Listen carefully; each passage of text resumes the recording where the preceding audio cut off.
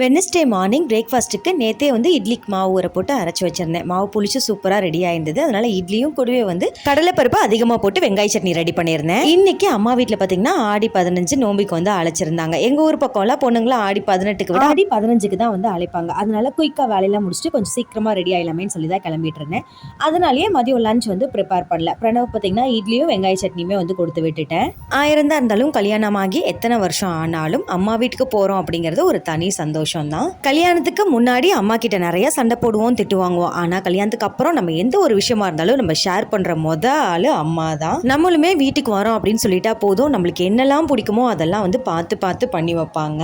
Morning பிரேக்ஃபாஸ்ட்டுக்கு சுட சுட சுட இட்லியும் கூடவே வந்து வெங்காய சட்னியும் சூப்பராக ரெடி ஆயிடுச்சு. பிரணவ் லஞ்ச் பாக்ஸ் பேக் பண்ணிட்டு அப்படியே ஸ்நாக்ஸுக்கு பார்த்தீங்கன்னா மாதுளம் பழமும் இன்னொரு வேன் ஸ்நாக்ஸ் ஈவினிங் ஸ்நாக்ஸ் வந்து கொடுத்து விடுவேன். அது பார்த்தீங்கன்னா நட்ஸும் தான் கொடுத்து விட்டுருந்தேன். வீடியோ பிடிச்சிருந்தா மறக்காம நம்மளோட சேனலை சப்ஸ்கிரைப் பண்ணிருங்க. நெக்ஸ்ட் வீடியோவில் மீட் பண்ணலாம்.